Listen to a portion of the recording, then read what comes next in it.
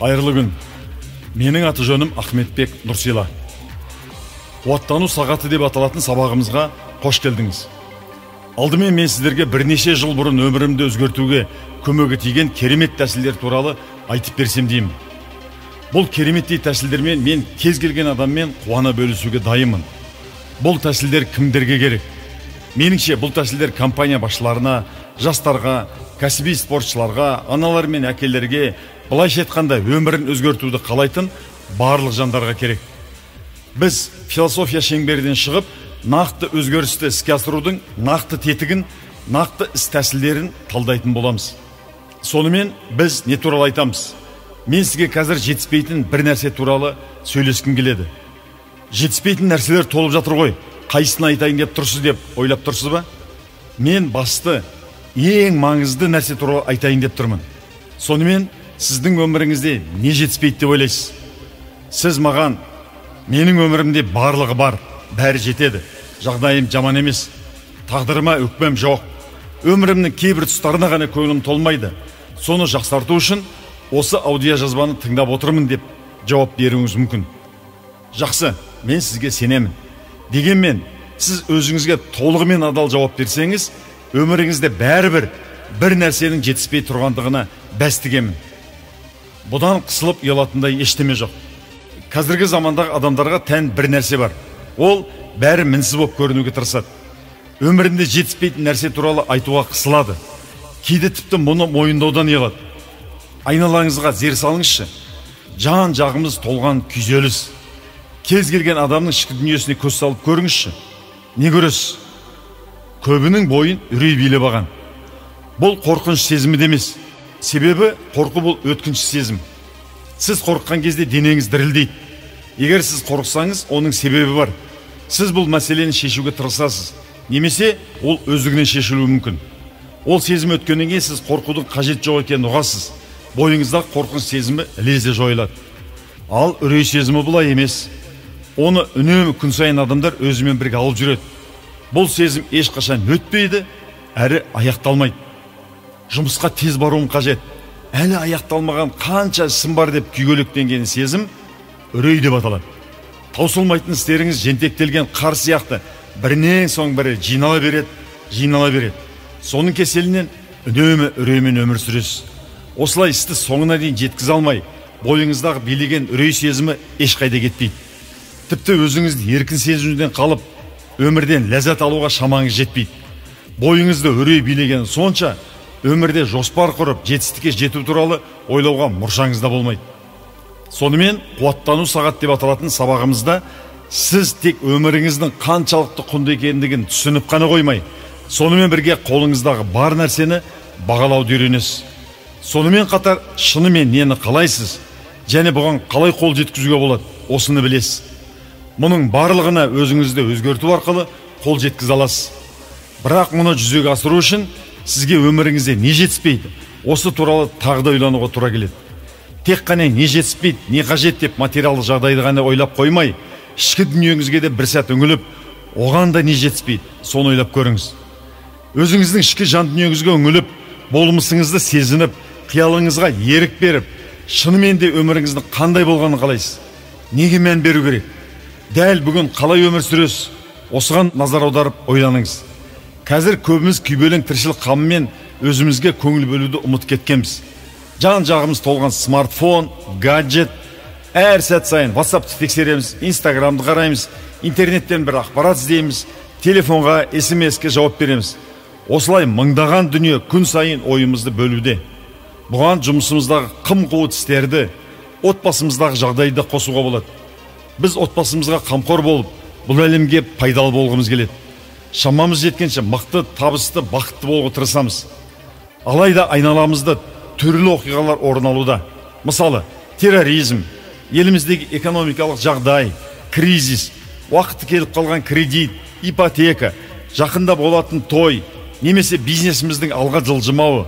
Осыларды ойлай біз күйзеліске бой алдырамыз, және үнемі күйзеліспен өмір сүрудеміз. Мен сізге мынаны айтқым келеді. Өзіңізге арнайы уақыт арнап сыйлық жасаңыз. Ойыңыз бен тәніңізге көңіл бөліп, олар бірге үндесіп жұмыс істей алатын жағдайға жеткізуіңіз керек. осылай өміріңізде бәрін өзгерте аласыз. Егер мұны жасамасаңыз, қанша керемет жетістікке қол жеткізіп, өмірдің бар жақсылығына ие болсаңыз да, іштей өзіңізді бақытсыз сезінетін боласыз. Сізге бұл таныс сезім бе? Айналаңыздағы адамдардың бәрін бақытқа бөлеп, супер ана, немесе супер әке болып, немесе бизнесте табысты болып, қолыңызда қалаған дүниенің бәрі болса да, жаныңызды мазалаған үнемі бір үрей сезесіз. Мені дұрыс түсінуге тырысыңыз. Мен өміріңіз мүлдем жаман деп айтудан аулақпын. Тек өзіңізге біраз уақыт бөлу қажет. Осы ойыммен келісесіз бе?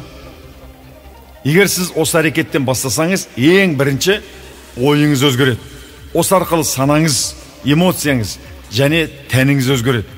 Керемет өмір дегенді біз қалай түсінеміз? Сіз өмірім жарқын деп айта аласыз ба? Біз керемет мүмкіншіліктер бар әлемде өмір сүріп жатырмыз ба? Әрине, мұның барлығы сіз тұрып жатқан жерге де байланысты. Егер сіз заманауи әлемде өмір сүрсеңіз, онда сіз айналаңызда көбінесе тек күйзелісті, стрессті көресіз.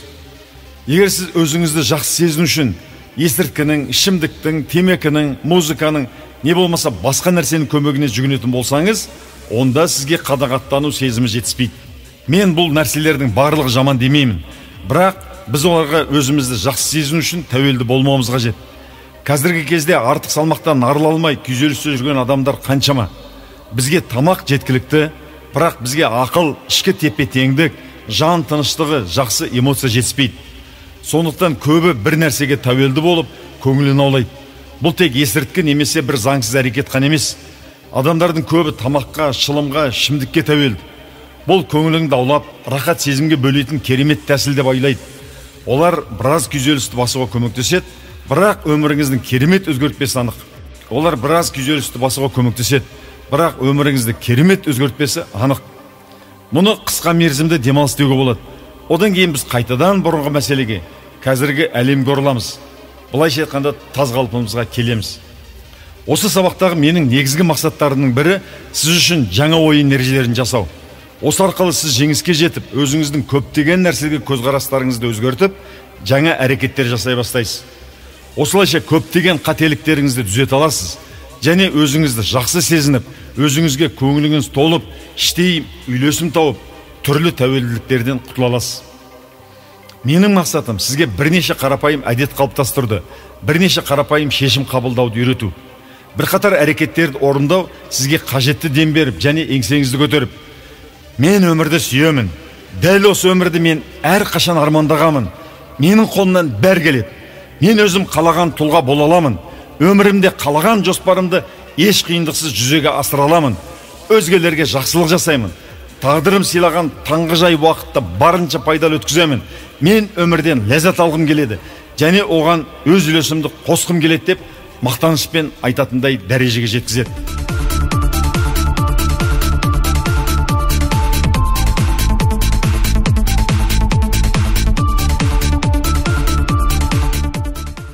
Қазіргі кезде 500-ге жуық түрлі арнасы бар теледидар және компьютердің мыңдаған түрлері, неше түрлі ұялы телефондар бар.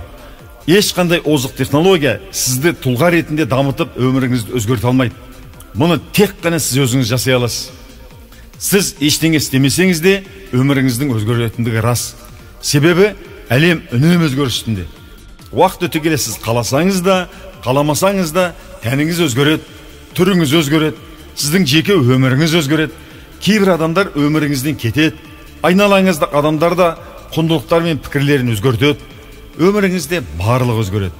Сондықтан өзгеруді қазір бастағаныңыз жөн. Өзіңізді дамыту үшін өмірде дамуға қол жеткіземін деп шешім қабылдауыңыз қажет. Сіз өмір ағысымен жай ғана жүзе беретін адам болмаймын деп шешім қабылдауыңыз керек. Қол қусырып ешқандай әрекет жасамай, Құдай өзі береді деп отыра бермеңіз. Себебі өмір тоқтамай ағуда. Сіздің өмірде қандай армандарыңыз бен мақсаттарыңыз бар? Бұл туралы бір сәт ойланып көрдіңіз бе? Себебі көбіміздің күйзеліске бой алдырғанымыз сонша, өзімізге уақыт бөліп, өмірден не қалайтынымызды ойлауға шамамыз жетпейді. Өзімізге уақыт бөлмей, отбасымызға, туыстарымызға, достарымызға қамқор боламыз. Жұмыстағы барлық тапсырманы уақытымен орындауға тырысамыз. Нәтижесінде өзімізге көңіл бөлуді соңғы орынға қалдырамыз. Біз эгоцентризмді белсенді түрде насихаттайтын қоғамда өмір сүрудеміз. қолымыздың бос еместігі сонша, өзіміздің бақытымыз туралы ойлауға мұршамыз да жетпейді.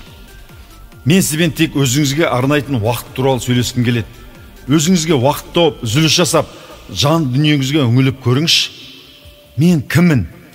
Өмірде нені қалаймын деп, өзіңіздің жан дүниеңізге шынайы бір үңіліп қарап көріңізші. Адамдардың көбі бұл туралы ойлап бас қатырмайды. Және жан дүниесіне үңіліп, өзін тануға уақыт болу оларға бір ақымақтық іс болып көрінеді. Күйбең тіршілік, бәсекелестік, ақшаның жетіспеуі, туысқа, досқа қамқор болу, осыны жиі ойлап бас қатқан адам бірден күйзеліске түседі. Күйбең тіршіліктен шаршаған адам көңілін даулап, біраз осы ойлардан тынғайын деп демалуды аңсайды. Мұндай көңіл аулау тәсіліне тамақ жеуді де айтуға болады. Қарныңыз тойған кезде бір рахат сезімге бөленгендей боласыз. Солай ғой.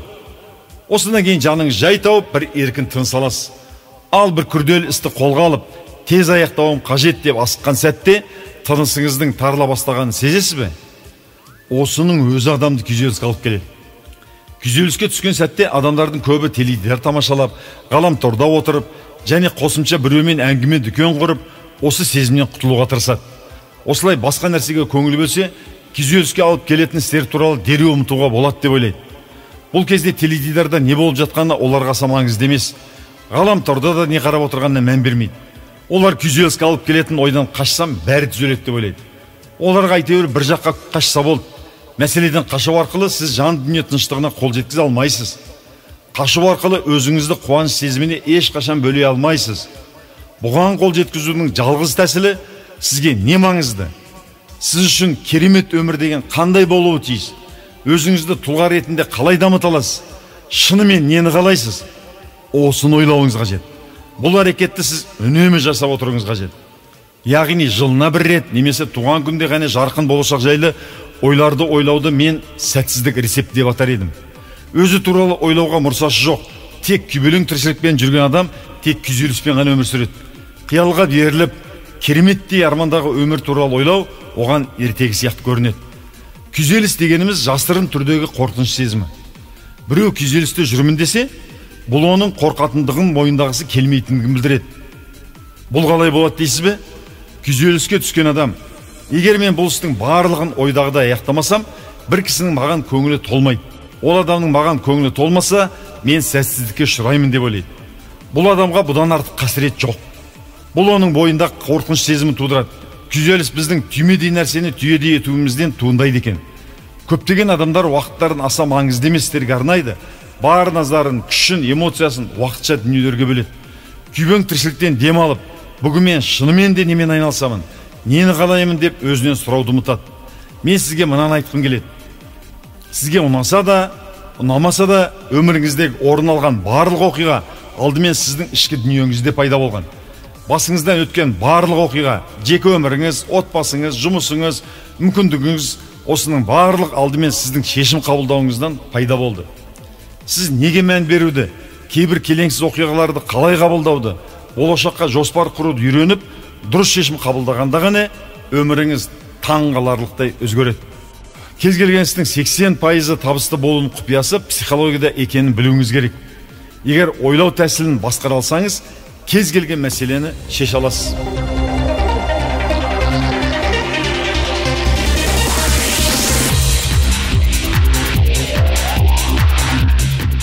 Бірақ сіз мынаны жақсы түсініңіз. Табысты болудың 80% тек жақсы ойлауда ғана емес. Бұл менің тісім ауырмайды, менің тісім ауырмайды, менің тісім ауырмайды деп өзіңізді сендіруге тырысумен бірдей болмақ. Бұндай нәрселерге мен сенбеймін. Егер тісіңіз қақсап тұрса, не оны емдету керек, емдеуге келмесе жұлу керек. Сонымен қатар сіз психологиялық дайындық кезінде парасатты болуыңыз қажет. Өзіңізге мен түймедей нәрсені түйедей көрмеймін деп айтып үйренуіңіз керек. Кей адамдар мен скептикпін, мен пессимистпін деп жатады. Бұның бәрі бос сөз. Негізі, егер сіз мен скептикпін, мен пессимистпін деп айтатын болсаңыз, шындығында да сіз көңіліңіздің қалуынан қорқасыз. Босқа үміттендіргім келмейді, аңқау болып көрінгім келмейді, мен қайтадан көңілімді түсіргім келмейді деп айтуыңыз заңдылық. Менің сізге деген жағымды жаңалығым бар. Егер сіз қуаныш пен құштарлыққа, ішкі үйлесімдікке, махаббатқа, байлыққа, сән мен салтанатқа толы керемет өмір сүруді қаласаңыз, санаңыз бен эмоцияңызды басқару қабілетін жақсартуыңыз қажет. Сонымен қатар жетістікке жетудің 20% әрекет етуге де байланысты екен. Кейде әрекет ету психологиямыз үшін маңызды. Кейде біз өзіміз туралы ойлауға, өзімізбен жеке қалуға уақытымыз жетпей жатады. Сіз барлығын жақсы айтып түсіндіріп бердіңіз. Енді маған не істеу керек дейсіз? Сіз маған өзіңе уақыт табу керек дейсіз. Ал мен таңертең балалардың мектепке апаруым қажет. Одан кейін жұмысқа барамын. Үйге бара жатып мектептен оларды қайтадан алып биге, футболға апарамын. Үйге келген соңда қым қуат бітпейтін тірліктер бар деп айтуыңыз мүмкін. Тоқтаңыз. Сіз барлық нәрсеге уақыт таба білуіңіз қажет. Қазір біздің өмірімізде болуға тиіс нәрселер болуда. Осы негізгі қағиданы түсініп есте сақтау керек. Біз қажетті істі міндетті деп есептейміз. Әркімнің істеуге тиістерінің тізімі бар екендігі рас. Спортпен айналысуға, өзіңізге, диетаға отыруға, жұмыста көбірек қоңырау шалуға, музыка тыңдауға, медитация табуға, уақыт табуға тиіссіз. Маған ананы істеу керек, маған мынаны істеу керек деп адам күйгелектеніп, істеуге тиісті шаруаларына басымен сүңгіп кетеді. Мұндай адамдардың қатарынан болмаңыз. Ақиқаты мынада. Сіз қазір жасауға тиісті өте қажет маңызды деп санайсыз. Қазір қанша ақша табуыңыз қажет, сонша тауып жүрсіз. Бұдан артық бір тиын таппайсыз. Мен өзім осы жасыма дейін түрлі деңгейдегі көптеген адамдармен араластым. Дос, қызметтес болдым. Тренингтерімде 10 мыңдаған адамдарды оқыттым. Үздік адамдардың өзгелерден айырмашылығы, олар өзгеше ойлайды. Ерекше көзқарасы бар, қоғамда қалыптасқан пікірмен келіспейді. Мен ондай адамдардың қатарына алаш ардақтыларында жатқызар едім. Ахмет Байтұрсын атамыз араб әліпбиін өзгертіп, төте жазуды ойлап тапты.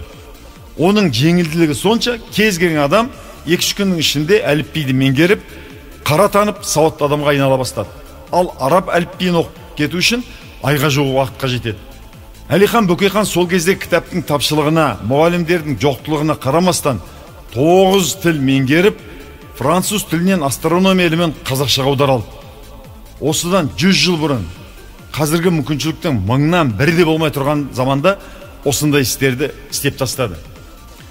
Халел Досмұхамбетұлының медицина, биология саласында, Мыржақып Дулаттың тілтану, математика саласында, Жүсіпбек Аймауовтың психология, әдебиет тану саласында, Мағжан Жұмабаевтың педагогика саласында ғылыми еңбектер жазалғанын, олардың ерекше ой иелері болғанын көрсетеді. Осы еңбектерімен олардың аттары қазақ тарихында алтын әріппен жазылып қалды.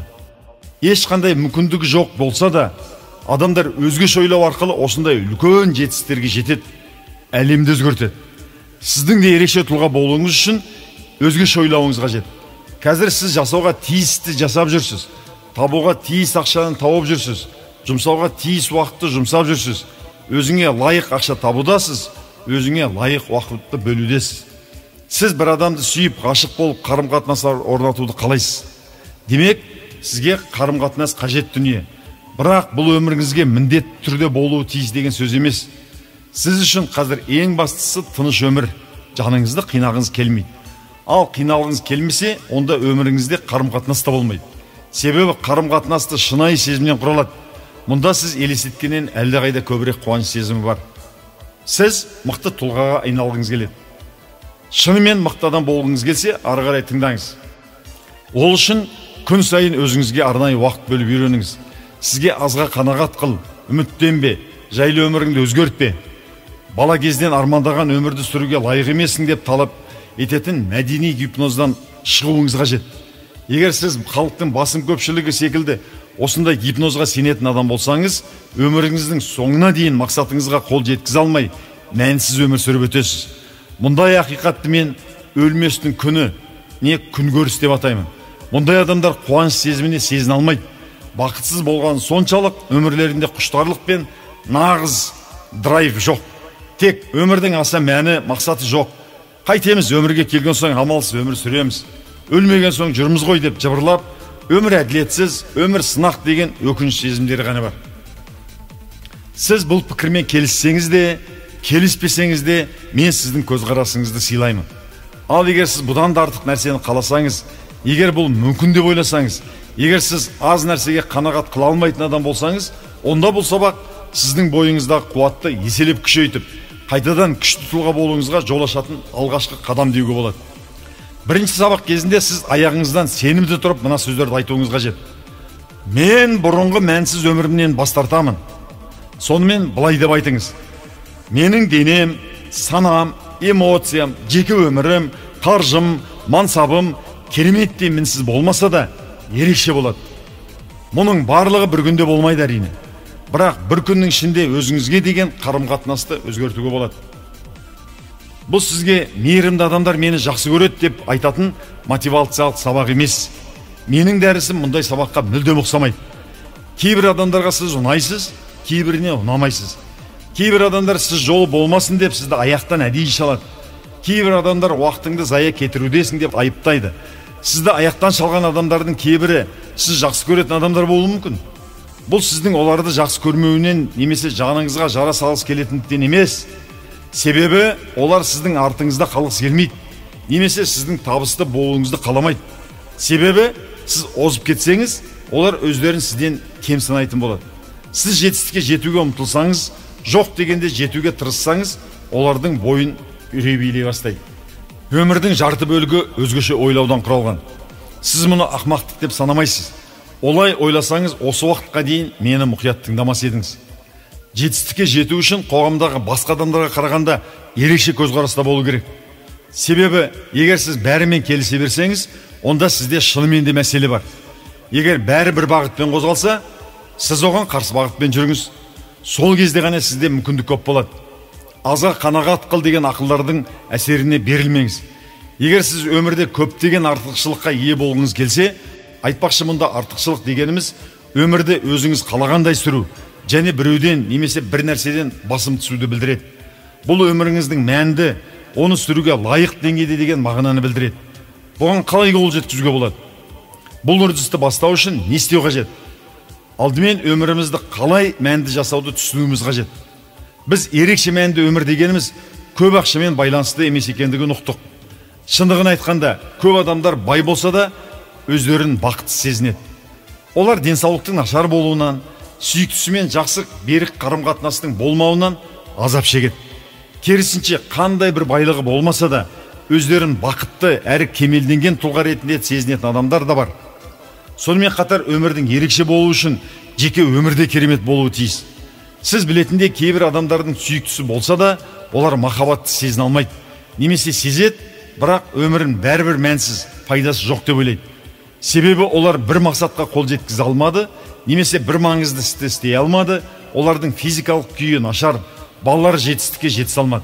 Сонымен өмір сапасын жақсарту ақшамен, қарым-қатынаспен, жұмыспен, жалақының көбеюімен келмейді. Ол еш қайдан келмейді. Бұл сіздің бір сәтке тоқтап, ойланып, толғанып, сіздің өміріңіздің сапасы күнделік сезінетін эмоцияңызға тікелей байланысты екендігін түсінген кезде ғана келеді. Егер сіз көңіл толмаушылық, реніш, кек, өзіңізді аяушылық сезімін үнемі сезінетін болсаңыз, егер бұл эмоциялармен өмір сүретін болсаңыз, онда қандай жағдайыңыз болмасын, қанша ақша табыңыз, қанша адам сізді жақсы көрсін, қандай табысқа қол жеткізіңіз, бәрібір сіз үшін мұның ешбір мәні болмайды. Ал керісінше, сіз ризашылық, құштарлық, қуаныш, махаббат, жанашыр сезімінде жаңа мақсаттарға ұмтылатын мейірімді, сабырлы адам болсаңыз, мұндай күйде жұмысыңызда не болғаны, басыңызға қандай сынақ түскені, олар ерте ме кеш пе болары анық, сіз үшін уақытша ғана мәселе болады. Мүмкін жақын арада тағы бір сынақпен кездесетін шығарсыз. Біздің барлығымыз өмірде сынақтан өтетініміз рас. Қиындық, сынақ, бұл өмір заңдылығы. Ал онымен күресіп, шеше білу біздің өміріміздің сапасын анықтайды. Сонымен бірге уақытты қандай эмоциялық күйде өткізуіңіз де маңызды екен. Ерекше өмір туралы ойлауыңыз сізге ерекше психологияны, яғни ерекше ойлау тәсілін үйретеді. Ол сізге өмірден мағына табуға, жақсы қарым-қатынас пен өміріңізде тек жақсы оқиғалардың орын алуына көмектеседі. Мен болмашы дүниеге бола ашуланатын адамдарды жиі кездестіремін. Ал кейде ауыр дертпен ауыратын науқас адам жолықтырамын. Бірақ олардың қуанышқа толы жүзіне, өмірге құштарлығына қарап, оны ауру адам деп мүлде ойламай, кейін ғана жағдайын біліп таңғалған кездерім көп болды. Олармен әңгімелесіп, осындай болу қолыңыздан қалай келеді деп сұрақтар қоямын. Олар, маған қанша ұзақ өмір сүруім маңызды емес, қалай өмір сүруім маңызды. Мына қамшының сабындай ғана қысқа өмірде болмашы нәрсе үшін көңілімді бұзып, қайғымен өмірімді өткізетін адам емеспін деп жауап береді. Мен жақында 13 жасында пойыздың астына түсіп, екі бірде аяғынан айырылып қалған Серік деген жас жігітпен таныстым. Интернеттен ол жігіт туралы мақаланы көріп, тездетіп телефонын тауып, кездесуге шақырдым. Келіскен уақытта есікті айқара ашып, екі көзі оттай жайнаған, ажары ашық бір жас жігіт коляскамен кіріп келді. Жарты сағат қана әңгімелескенде, ол өзінің осы жағдайға қалай түскенін, қиыншылықтарды қалай жеңіп шыққаны жайлы әңгімелеп берді. Екі аяғы жоқ болса да спортпен айналысып, волейболдан паралимпиада әлемдік жарыстарға қатынасып, 3-4 жерде жұмыс істеп жүр екен. Ол өзінің тәні мен эмоциясын басқару үшін тұрақты түрде жасайтын дәстүрлі жаттығулары жайлы айтып берді. Ол осы жаттығуларды тұрақты түрде жасайтын болған соң, өмірінің бір ажырамас құнды бөлшегін айналыпты. Осы тұрақты қарапайым жаттығулар оған кереметтей күш-қуат бітіріп, қиындықтарға қасқая қарап жеңіп шығуына көмектесті. Уаттану сағат деп аталатын 30 минут сабақты біз дамуға арнаймыз. Кем дегенде 15 минутын ішкі үйлесім табуға жұмсаймыз. Әрине, әрбір адам өзіне 15 минут уақыт таба алады деп ойлаймын. Бұл тәнге, қиялға, немесе эмоцияға, сөйлеуге, жасауға тиіс әрекеттерді анықтайтын рәсімдер жинағы десе болады. Ол сіздің өмірде кез келген салада қиындықты жеңуіңізге мүмкіндік береді. Адам кез келген сәтте бір келеңсіз оқиғаны көрсе, ашуға, бой алдыруға бейім келеді. Мысалы, сізде бәрі ойдағыдай болса, балаларыңыздың жағдайы басқадай болуы мүмкін. Егер біз жұбайымыз бен бастығымыздың бойынан кемшілік іздеп, болмаса бір жерде, тіпті Африкада әділетсіздік болуда деп кемшілік іздесек, біз оны міндетті түрде табамыз. Біз әрқашан дұрыс немесе бұрыс нәрсені табуға дайын тұрамыз. Егер сіз саналы түрде күнделікті неге назар аудару қажет екендігін шешіп, және мұны өзіңіздің басымдылығыңыз деп санасаңыз, онда арамшөптер өзінен өзі пайда болады. Сізге арамшөп үшін тұқым себудің де қажеті болмайды. Арамшөптер үшін тұқым өзінен өзі пайда болады. Оған арнайы күтіп жасаудың да қажет жоқ. Адам баласы демеумен емес, тек қарсылықты, яғни проблемаларды жеңумен ғана дамиды. Орысша айтқанда, не благодаря, а вопреки. Өмір деген проблемаларды шешу. Төсектен тұру үшін жердің тартылу күшін, гравитацияны жеңуіміз керек. Солай ғой. Гравитация күшіне қарсы келмей жата берген адамның бұлшық еттері жоғалып, сал ауруына ұшырайды. Проблема қай уақытта бітеді? Қашан бізді табытқа салып, қандай адам еді, қандай адам еді, қандай адам еді деп шүрет сұрап, оған адамдар жақсы адам еді, жақсы адам еді, жақсы адам еді деп шүрет жауап бергенде, соны кейін апарып көмгенде ғана бітеді. Өмірде қиыншылықтар болу, сынақтар болу, ол өмірдің заңы. Спорт залға барғанда бұлшық еттері білем дамыған жандарды көрген боларсыз. Олар бұлшық еттері күн сайын ауыр темірлерді, жердің тартылыс күш қарсылығын жеңіп көтергеннен өседі. Сізде өсу үшін күн сайын белгілі бір қарсылықтарды жеңе білуіңіз керек. Егер сіз үнемі жаман эмоционалды күйде болсаңыз, кез келген жағдай сізге үлкен мәселе болып көрінеді. Ал бойыңызда өмірлік қуатыңыз тасып тұрса, бұрын сізге үлкен болып көрінген мәселе енді түкке тұрғысыз болып көрінеді. Осы кезде ештеңе етпес, бұны да шеше аламын деп сенімді айтарыңыз анық. Ал егер сіз күн сайын өзіңізді осындай күйге алып келу үшін белгілі бір нақты әрекеттерге көшпесеңіз, сіздің өміріңізде қиыншылықтар бірінен соң бірі көбейе береді. Сіз басыңызға түскен сынаққа дәл қазіргі көңіл күйіңізбен жеңіл қарайсыз деп айта алмаймын. Мынаны нақтылап алайық. Егер сіз өзіңіз армандаған өмір сүруді қаласаңыз, қазіргі уақытта өзіңіз қалаған эмоциялармен өмір сүруіңіз қажет. Демек, бұл сіздің өміріңіз қалай болғанын қаласаңыз, солай болады деген мағынаны білдіреді. Кейде біз өмірімізде орын алған кейбір оқиғаларды басқара алмаймыз. Кейде көңіліміз түсіп жабырқайтын сәттер де болады. Бірақ сіз толығымен кез келген жағдайды басқара аласыз. Қалай дейсіз бе?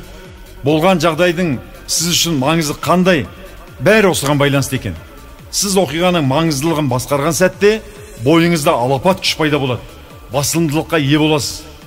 Мен мынандай мысал келтірейін. Оскар сыйлығына ие болған «Жизнь прекрасна», «Өмір тамаша» деген фильмді көрген болсаңыз, бұнда өмір ерекше өтіп жатқан адам туралы көрсетеді. Оның өмірінің өзгелерге ұқсамайтын ерекше өтуі, оның ақшасы көп болғандықтан, өмірінде ешқандай қиындық болғандықтан емес, ең басты себебі ол айналасынан нұрын шашқан мейірімді адам болғандықтан өмірі ерекше өтуде. Ал басты рөлді ойнаған актер Роберто Бениньдің де өмірі дәл кинодағыдай өмір сүретін жан көрінеді. Ал басты рөлде ойнаған актер Роберто Бенини өмірде дәл кинодағыдай өмір сүретін жан көрінеді. Ол кинода шынайы өзін ойнады. Ал ол кино марапатына жеңіп алған сәттегі эмоциясын көрсеңіз, ол бір жас баладай қуанды. Бұл шынымен де әсерлі оқиға еді. Себебі дәл осы актер сияқты өзін іштей еркін ұстайтын адам өте аз. Тіпті ішкі еркіндіктің не екендігін ұмытып кеткен адамдар қаншама. Оның өмірінің ерекше болуы бар болғаны өмірінде еркіндікті, қуанышты сезіне білуінде екен. Мұны ерекше психология деп атайды. Фильмде де басты кейіпкердің жұбайы күйеуін әлемдегі ең қамқор, ең мейірімді адам деп санайды. Себебі кейіпкер өзін іштей дәл осылай сезінеді. Сіз өзгелермен сүйіспеншілікпен, қуанышпен көбірек бөліссеңіз, өзгелер де дәл сізге дәл осылай жауап береді. Бұл жақсы қасиет өзге адамдарға тез жұғады. Оның ұлы да бақытты жан. Бір күні нацистер олардың елін басып алады. Әкесі мен баласын тұтқынға алады және белгісіз жаққа жібереді. Бірақ олардың отбасындағы жүрек байланысы берік болғаны сонша, әйелі бостандықта қалдырса да, әйелі олар отырған пойызға өзі отырып, жақсы көретін жандарының қасында болуға шешім қабылдайды. Келген кезде оларды концлагерге алып келеді. Мұнда қариялар мен балаларды газ камерасында өлтіреді. Әкесі баласының көңілін аулау үшін керемет психологияны қолданады. Оған айналасында болып жатқан оқиғалар ойын, ал басты жүлде танк деп түсіндіреді. Бала айналасында болып жатқан ауру мен қанға қарамастан, әкесінің бұл тек қана ойын деген сөзіне сенеді. Жан түршігерлік оқиғаға қарамастан, оның отбасы осылай аман қалады. Егер сіз отбасыңыздың аман қалуын, табысты болуын, бақытқа бөленуін, балаңыз сіздің махаббатқа шексіз бөленуін қаласаңыз, оларға тек жақсылық жасауды қаласаңыз, тек өзіңізге ғана емес, өзгеге де қамқор болуды қаласаңыз, психологияңыз өте керемет болуы тиіс. Сіздің қай жерде тұратындығыңыз емес, ішкі әлеміңізде қай жерде өмір сүрудесіз, осы маңызды.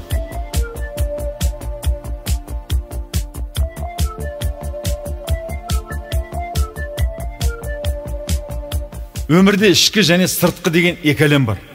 Біз толығымен сыртқы әлемді басқара алмаймыз. Біз тек ішкі әлемді толық басқара алуымызға шамамыз жетеді. Бірақ мәселе неде екенін білесіз бе? Біздің көбіміз өзімізге сәл де болса уақыт бөлгіміз келмейді. Ішкі әлемде не болып жатыр деп үңілмейміз. Айналамызда болып жатқан оқиғаны болуға тиіс деп қабылдаймыз.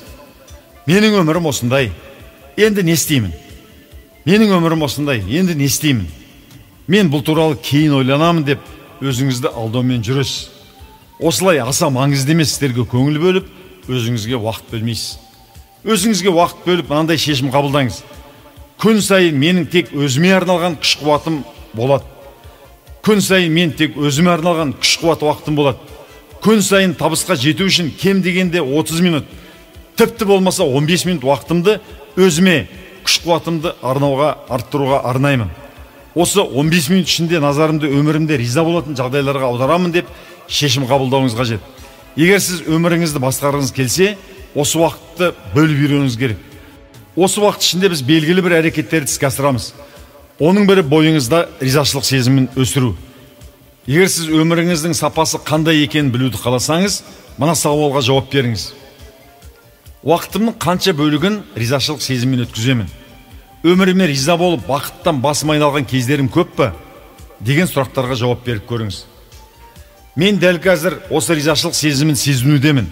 Сіздерге осындай ақыл айтып, жол көрсетуші адам болғаныма, тағдырыма мың алғыс айтамын. Егер сіз осы күйді сезінуге өзіңіз үйрете алсаңыз, сіздің өміріңізде барлық нәрсе өзгереді.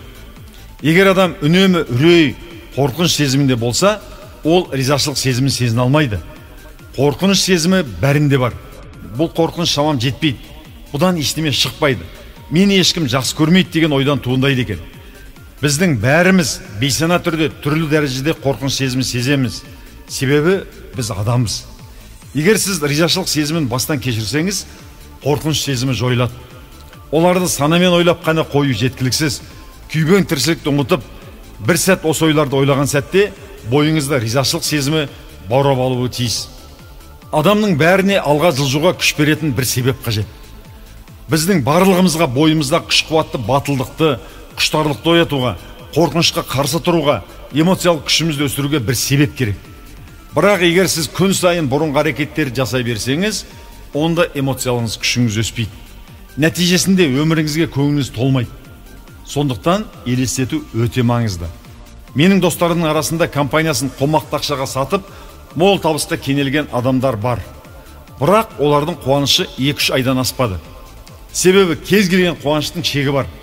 Біраздан соң ол қуаныштың ыстық суығы басылып, әдеттегі жағдайға айналды. Ары қарай жаңа белестерді бағындыруға оларда ынта, мотивация болмады. Өйткені оларға жаңа жетістіктерді, биіктерді елестете білу қабілеті жетіспеді. Мақсатыңызға жеткен сәтте, оған жақындаған кезде алдыңызға келесі жаңа мақсатты тезірек қойып үлгеріңіз. Мысалы, бала сүюді ұзақ аңсап, зарыға тосып, кейін сәби дүниеге келген соң, баланың жылауынан оянып кетіп, қашанға адам шықтайды екенмін, өскенше қалай шыдайды екенмін деп қиналып, мұңайған кездеріңіз болды ма? Шынайы жауап беруге тырыссаңыз, ондай сәттер талай болғанын мойындайтын боларсыз. Сонымен бірге бұл жағдайдың екінші бір қырынан қарап, ләззат алуға да болады. Сәбилі болу бақытын аңсағаныңыз еске түсіріп, сол сезімді сезініп көріңіз. Сезінесіз. Қиналыс пен өкініштің орнын қуаныш пен бақыт сезімі алмастырды. Солай емес пе? Сондықтан біздің барлығымыз елестете білуіміз қажет. Немесе қазіргі өміріміздің қандай екенін жақсы түсінуіміз керек. Қиялына ерік беріп елестете алмаған адам өмірде өте әлсіз болады. Күн сайын сіз жақсы жағдайларды елестете білуіңіз қажет. Ол сізге ой салып, сізге үміт отын жағып, бақыт сезімге бөлуге тиіс. Әйтпесе өміріңіз күңгірт түске айналады, және көнуге тура келетін қызықсыз өмірден артық жамандық жоқ. Сіз мұндай өмірден бойыңызды аулақ ұстай аласыз. Бұған мен уәде беремін. Егер өзіңізге кішігірім рәсім, дәстүр жасап алсаңыз, сіздің бір сарынды өмірге көндігуіңізге тура келмейді. Өзгелер саған не болған? Өзгеріп кеттің ғой деп сұрай бастайды. Себебі шабыттан жаңа бір нәрсе пайда болады. Бірақ тек шабыт қана жеткіліксіз. Бұл тек жақсы күйіңізді сақтап демеу үшін қажет. Әрине біз тәнімізге де күтім жасауымыз қажет, және өміріміздің басқа қырларын жеткілікті белгілі бір деңгейде ұстауымыз керек. Жаңа идеямен бизнес жасау, отбасын құру, дос болу, бұның барлығына біз қол жеткізе аламыз. Бірақ егер сіз күн сайын елестетумен жұмыс істемесеңіз, жаңа күн жеңісті болмайды. Күн сайын біз ризашылық сезім білдіруге, елестетуге уақыт табуымыз қажет. Сонымен қатар физикалық тұрғыдан бізге күн сайын қимылдау керек. Неге көптеген адам өзін бақытты сезінетін білесіз бе? Олар қимылдамайды. Қазіргі өміріміздің қандай болғанын қараңызшы. Біздің көбіміз қорапта өмір сүрудеміз. Бұндай адамдар таңертең оянады, қораптағы ботқасын жейді, кейін қорапқа отырып офис деген қорапқа барады. Олар лифт деген қораппен жоғары көтеріліп, жұмысына келеді. Олардың қолында өзара сөйлесетін, жазу жазатын кішкентай қорабы бар. Кейін олар қораптағы түскі асын ішеді, қорапқа отырып үйіне кері қайтады. Үйде баталатын тағы бір қорапқа кіреді. Кейін көңілі аулау үшін тағы бір қорапты қосады. Біздің өмірімізде қозғалыс болуға тиіс. Сіз қимылдаған кезде өмір сүргеніңізді сезесіз. Эмоция қозғалыстың арқасында пайда болады. Сіз қаншалықты көбірек қимылдасаңыз, соншалық эмоцияны сезесіз. Мысалы, мен дауысымды, денемді өзгерту үшін қазіргі қимылымды өзгертуге тура келеді. Сіз қаншалықты аз қимылдасаңыз, соншалықты әлсіз боласыз. Қимылсыз жату бұл өлген адамға ғана тән сипат. Ал сіз тірі адамсыз. Сондықтан сізге белсенді түрде қимылдап, дене еңбегімен айналысу қажет. Егер үнемі тек бір эмоцияны ғана сезініп, әрқашан бір күйде болсаңыз, онда сіз міндетті түрде денеңізді жаттықтыруыңыз қажет. Бұл қарапайым ғана жаттығу болуы мүмкін. Егер өзіңізге жақсылық тілесеңіз, өзіңіздің жақсы көрсеңіз, дене жаттығуларын жасауды бастаңыз. Егер сіз бір адаммен жақсы қарым-қатынас орнату үшін оған арнайы уақыт бөлуіңіз керек қой. Ал сіз өзіңізбен жақсы қарым-қатынас орнату үшін уақыт бөліп жүрсіз бе? Сонымен қатар, ұнатқан адамға тек қана уақыт қана бөлмейсіз. Онымен ұзақ уақыт сөйлесіп, сырласасыз. Көбіміз өзімізбен іштей сырласып сөйлескенді ұнатамыз, бірақ осы ойды дұрыс бағытқа бұра алмаймыз. Ал бағыты мақсаты жоқ ойдың сізге тиер еш пайдасы жоқ. Қазір біз сізбен осындай пайдалы ойларды саналы түрде дұрыс бағытқа бұруды үйренеміз. Ал санаңызды дұрыс қолдану үшін оны әрдайым шынықтыру қажет. Санаңызды мықты деңгейге жеткізу тек өзіңіздің қолыңызда. Ойды шынықтыру деген денеңізді сымбатты күйде ұстау үшін жаттығу залына барып шынықтырумен бірдей. Бұл үлкен қажырлы еңбекті әрі сабырлықты талап етеді. Дәл қазір сіздің санаңыз бен сезіміңізді, денеңізді сынықтыру арқылы көңіл күйіңізді өзгертуді үйренесіз. Бұл өзгеріс ең алдымен өзіңіз үшін қажет. Егер бұл жаттығуды күн сайын жасамасаңыз, ештеңе етпейді. Мен де күн сайын жасамаймын. Алайда оны ұзақ жылдар бойы өмірімнің бөлшегіне айналдырғаным сонша, қазір мен бұны қуана жасауды әдетке айналдырдым. Осылай өмірім өзгеріп, көптеген жетістіктерге қол жеткіздім. Себебі бұл тәсілді қолдану, әрі оны өміріме енгізу мен үшін, өмірім үшін пайдалы екенін ұқтым. Өзгеру үшін мен философиямды, назарымды, сөзімді өзгерттім. Жақсы ойларды бар жан тәніммен сездім, әрі санамды шынықтырдым. Бастаған ісімді аяғына дейін жеткіземін. Өзімнен керемет нәтиже күтемін. Бұл жолдан ешқашан бас тартпаймын деп өзіме уәде беріп, санамдағы ойды толығымен өзгерттім. Егер жаттығуды бүгін жасамасаңыз, келесі күні қайталауға әбден болады. Егер бұл рәсімді сіз 30 күн, кем дегенде 21 күн, 2 апта күніне 15, 20, 30 минут жасайтын болсаңыз, онда бойыңызға бір керемет күш қуаттың біткенін байқайсыз.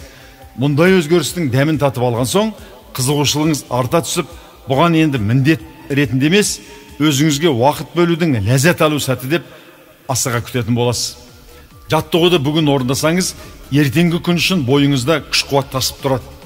Сіз бұл тәсілді ұнатып, жақсы көріп кетесіз деп үміттенемін. Мен осы әдісті көптеген жылдар бойы қолданып келе жатқан табысты адамдарды білемін. Олар осы тәсілді пайдалану арқылы көңіл күйлерін 180 градусқа өзгертіп, өмірлері 360 градусқа өзгерді деп сенімді айта аламын. Отбасылық өмірде де, бизнесте де қазір керемет деңгейде. Сізге қуаттану сағатымен 1 сағат айналысудың қажеті жоқ. Бар болғаны 15-30 минут жетеді. Ішкі тепе-теңдік сақтау үшін 7-8-9 минут уақыт арнап, денеңізді қимылдатыңыз. Назарыңыз тек ризашылық сезімінде, арманыңызда болсын. Осы кезде өзіңізге, өзгелерге жақсы тілектер тілеңіз. Бұл әдістен бойыңызда қызығушылық оянып, жақсы тілек айтудың керемет сезім екендігін ұғасыз. Сіз жақсы тілектеріңізді айттыңыз, 15 минут өтті. Бұл керемет сезім екен деп, уақытты тағы да 30 минутқа созғыңыз келеді. Бойыңызда қуатты, құштарлықты, өмірлік күшті еркіндікке жіберу үшін өзіңізге 24 сағаттан 1 сағат, немесе тіпті 30 минут бөліңіз. Сіз бұған лайық адамсыз деп ойлаймын. Ғажап күштің барлығы сіздің ішіңізде. Егер сіз оларды белсенді түрде қолданбасаңыз, онда сіз өзіңізге лайық күш қуатпен жан тыныштығына қол жеткізе алмайсыз. Осы тәсілдерді қолданып, жетістікке жеткен уақытта қазіргі кездегі ойларыңыз өте төмен дәрежеде екендігін болғанын түсінесіз. Мен бұны тек өзімнің тәжірибеме ғана сүйеніп айтып отырған жоқпын. Мұны қуаттану сағат дәрісін тыңдап, бойына күш қуат алған мыңдаған адамдардың тәжірибесінен алып отырмын. Қуаттану сағаты бұл тек сізге ғана арналған жеке уақыт, сондықтан оны тиімді пайдалануға тырысыңыз. Дәрістен үйренген жаңа ойлау дәрежесімен жаңа адам болып өмір сүріңіз. Менің дәрісте сізге ұстаз болуым сізге үлкен мүмкіндік деуге болады. Бірақ бұл сіз маған үнемі мұқтаж боласыз деген сөз емес. Бұл тәсілді дұрыс игерсеңіз, ол сіздің өміріңіздің жарты бөлшегіне айналады. Бұл сіздің жеке өмірлік рәсіміңіз болады. Ал егер бойыңызда күш қуат азайып, сізді алға жетелеу үшін қамшылайтын ұстаз қажет болса, осы дәрісті қайтадан мұқият тыңдаңыз. Бұл тәсілдер өміріңіз үшін, өзгеруіңіз үшін өте қажет. Иә, қазір сіз ешкімге тәуелді емессіз, және бұл сіздің ғана өміріңіз. Тәсілдерді дұрыс пайдалана білсеңіз, сый-құрметке тек өзіңіз ғана лайық боласыз. Әр күнімізді даму үшін тиімді пайдаланайық. Бірнеше минут уақытыңызды бөліп, қолыңызға блокнот немесе ақ қағаз алыңыз. Мен сізден талап еткен нәрсені мүлтіксіз орындаңыз. Және бұл жаттығуды тек санаңызды жасауға тырысыңыз. Егер қалам мен қағаз пайдаланғаныңыз тіпті жақсы болады. Сонымен қағазға 1 апта бойы сезген эмоцияларыңызды тізбектеп жазыңыз. Бір жағынан жағымдысын, ал екінші жағына жағымсыз эмоциялар жазасыз. Мен жағымсыз эмоция деп адам жанына салмақ салатын, ұнамайтын эмоцияларды айтамын. Қазір оларды жазуыңыз қажет, және мұны міндетті түрде орындаңыз, және кейін қайтадан сызып өзгертпеңіз. Егер сіз күн сайын болмаса да, аптасына 1 рет белгілі бір эмоцияларды жиі сезетін болсаңыз, оны да жазуға болады. Бұл жаттығу арқылы қазір санаңыз қай деңгейде екенін білесіз. Маған сіздің табысыңыз маңызды емес. Бірақ мен үшін сізге қандай нәрсе рух береді, қандай нәрсе жаныңызды қинайды, нені жақсы көресіз, алға жылжу үшін сізге не күш береді, осыларды білу өте маңызды. Жазған эмоцияның себебін жазу қажет емес. Алдымен себебін емес, сезімнің өзін талқылап алайық. Дәл қазір осы жаттығуға бірнеше минут уақыт бөлгеніңізді қалаймын. Сөзден іске көшетін уақыт келді. Алғашқы қадам. Апта бойы жиі сезген барлық жақсы, жаман эмоциялар жазасыз. Жазуды дәл қазір бастаңыз. Мұны міндетті түрде жасау керек. Алға. Тек мені тыңдап отыруды ұмытпаңыз. Жақсы. Егер сіз қазір көлікте болсаңыз, мұны жасай алмаймын ау десеңіз, жазбаны өшіріңіз, паузаға қойыңыз, көлікті тоқтатып, жаттығуды ойша жасаңыз. Көлік айдау ешқайда қашпайды. Өміріңіздің соңына дейін көлік айдап өтесіз, қалаған жағыңызға барасыз. Бұл бар болғаны 3 минут уақытыңыз алады. Бұл орындауға лайық керемет жаттығу. Сонымен парақта сіз шынайы қалайтын жағымды және жағымсыз эмоциялар тізімі бар. Ал енді жағымды эмоциялар пайда болу үшін не істеу керек? Ал жағымсыз эмоциялардан қалай құтылуға болады деген заңды сауал туындайды. Егер мен сізге адам сезімін бір-ақ сәтте өзгерте алады десем, бұған сенесіз бе? Белгілі бір жағымсыз оқиға үшін қатты уайым қайғыға салынған кездеріңіз болғаны рас қой. Кенет назарыңыз басқа нәрсеге түсіп, көңіліңіз көтерілді, тіптен күліп те аласыз. Кейде адамдар жерлеу рәсімінде немесе қайбір қайғылы оқиға ортасында бола тұра, бір күлкілі оқиға есіне түсіп кетіп, өзінен өзі күлкі қысады. Бұл сирек болатын жағдай, бірақ болып тұратыны рас. Мұны мен не үшін айтып отырмын? Сізге де дәл осы сияқты басыңыздан қандай қайғылы оқиға өтпесін, әп-сәтте көңіл күйіңізді көтере аласыз. Адамдар қандай ауыр жағдайда болмасын, егер қаласа бойындағы бар күш қуатын оятып, дұрыс шешім қабылдау арқылы әрдайым көтеріңкі көңіл күйде өмір сүруге шамасы жетеді. Бұған қалай қол жеткізуге болатындығын мен сіздерге қазір түсіндіремін. Кез келген эмоцияның себебі бар. Басқа сөзбен айтсақ, байымға салынудың, өмірден түңілудің, депрессияның 4 себебі бар. Егер осы 4 себепті өзгертсеңіз, сіз сезіміңізді толығымен өзгерте аласыз. Әрбір адам бақытқа, сәл салтанатқа, қуанышқа, керемет эмоцияға толы өмір сүруді қалайды. Өмірі дәл осындай болса да, өзіне көңілі толмай, күйзелісте жүрген адамдар қаншама. Бұлай болудың негізгі 4 себебі бар. Адам осы 4 тәсілді қолдану арқылы көтеріңкі көңіл күйге қол жеткізе алады. Мен бұны 4-тік деп атаймын. Әрекет етудің 4 үлгісі, шаблоны бар. Оларды белгілі бір тәсілмен қолдану арқылы керемет нәтижелерге қол жеткізесіз. Бұл тәсілді әртүрлі ас дайындау үшін түрлі рецепт қолданған аспазшының ісімен салыстыруға болады. Бойыңыздағы жасырын күшті оятыңыз. Бірнеше күн ішінде бұл шынымен де сізге әсер етіп, сіз дамисыз. Бұл үшін дәл қазір жолымда қандай кедергі, қиындық болмасын, мен оларды шешуге шамам жетеді. Өзімді тұлға ретінде дамытамын, эмоциямды, қызметімді толық өзгерте аламын. Үнемі мені мазалаған үрейден құтыламын деп сенімді түрде айтуыңыз қажет. Дәл қазір осыны жасаңыз. Мен адамдарға сапалы өмір қандай болу керек екендігін айтудан еш жалыққан емеспін. Дәрістің басында мен адамдарға сіздің ең үлкен арманыңыз қандай деген сауал қоямын. Залда отырған бірнеше адамның жауабын тыңдаймын. Олар маған армандарын жасырмай айтады. Көбі бірден байып кетуді қалайды. Бірақ байлыққа апаратын жолды ұнатпайды. Артық салмақты құтылуды қалайды. Бірақ бұл үшін ешқандай әрекет жасағысы келмейді. Мықты денсаулық қаласаңыз, денсаулыққа апаратын жолды жақсы көруіңіз қажет. Дұрыс тамақтанып, дене жаттығуын жасауыңыз керек. Бірақ мұның барлығын сіз не үшін қалайсыз? Осы туралы ойланып көрдіңіз бе? Егер сіз 25 килограмм артық салмақтан құтылсаңыз, немесе байып кетсеңіз, бұл сізге не үшін қажет? Сізге пайдасы бар ма? Сіз, егер мен байысам, арманымды іске асырамын, үлкен үй, көлік аламын, бизнес ашамын, осы арқылы мен өзімді мақтан тұтамын, және өзгелердің маған деген құрметі өседі деп жауап беруіңіз мүмкін. Ал артық салмақтан құтылуды ойлаған адам, егер мен 25 келіге арықтасам, денем сымбатты болады, денсаулығым жақсарып, өзімді жақсы сезінемін. Сол үшін арықтағым келеді деп жауап береді. Қандай істі жасауды қаласаңыз да, оның себебін нақты біліңіз. Себебін білу арқылы сіз өзіңіз қалайтын сезімге қол жеткізесіз. Енді бірінші тәсіл. Дұрыс музыка мен дұрыс сөздерді тыңдау. Сіз не нәрсені тыңдасаңыз да, оны мимен тыңдайсыз. Тыңдаған әуеніңізде, өлеңдер мен әңгімелерде сізде түрлі ойлар туғызады. Ал ойлар адамның денесінде биохимиялық процестер туғызады. Ол процестер сізде соған орай эмоция тудырады. Ал эмоция сізде не қуанышты, не қайғылымды сезімдер туғызады. Сондықтан не жейтініңізді таңдағаныңыз сияқты, не тыңдайтыныңызды мұқият таңдаңыз. Таңертең ояна салысымен рухыңызды көтеретін жақсы әуендер, өлеңдер, әңгімелер тыңдаңыз. Қазіргі заманда бәрімізде смартфон бар. Google'ды, YouTube'ды араласақ түрлі әуендер, мотивациялық роликтер толып жатыр. Еңсені түсіретін жылауық әндер мен қайғылы оқиғалар туралы роликтерді көрмеуге тырысыңыз, тыңдамауға тырысыңыз.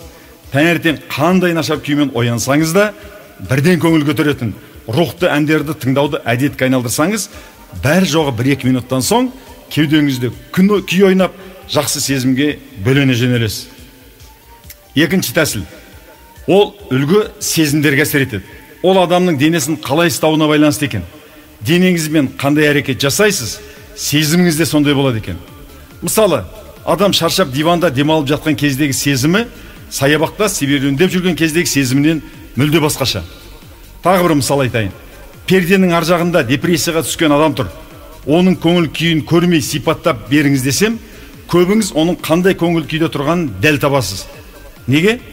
Себебі күйзеліс сезімін әрбір адам бастан кешірген, және мұндай кезде адамның қандай көңіл күйде болатындығын жақсы біледі. Солай емес пе? Депрессияға түскен адамның еңсесі түскен, жүзі солғын, өмірден түңілген, көңіл күйі мүлде нашар болады. Тіпті бейтаныс адамның өзі оның жағдайының жаман екендігін бірден сезінеді. Бай болсын, кедей болсын, адамдар депрессия сезімін бірдей сезінеді.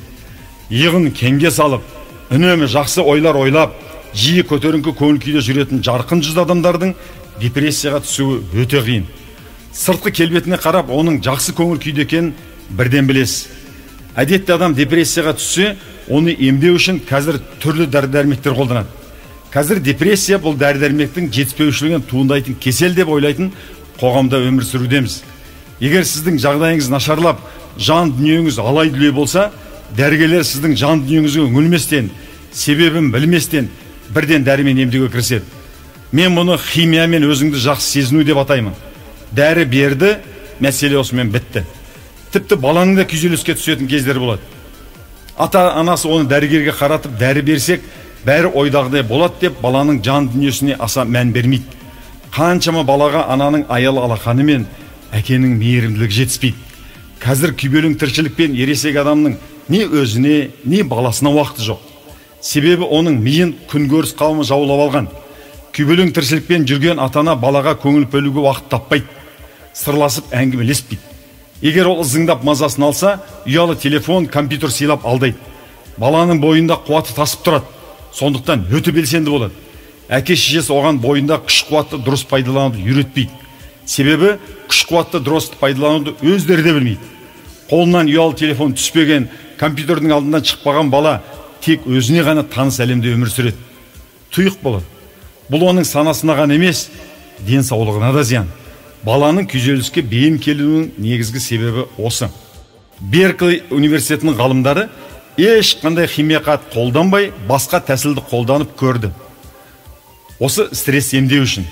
Олар алғашында ақмақтық болып көрінетін өте қарапайым әдісті пайдаланды. Олар клиникалық депрессиядағы адамдарды таңдап алды. Олар депрессияның шыңына жеткен хағылы мүшкін жандар болатын. Құжаттар бойынша да бұл кеселдері дәлелденген болатын. Олар үнемі депрессиялық күйде өмір сүретін адамдар еді. Мен бұндай адамдарды ешқашан айыптап сөкпеймін. Себебі өзім де осы жағдайды басымнан өткізген болатынмын. Мен бұл сезіммен мәңгіге қоштасқан адаммын. Оның негізгі себебін де жақсы білемін. Және біздің қолымыздан келмейді деген шаблонды бұзғым келеді.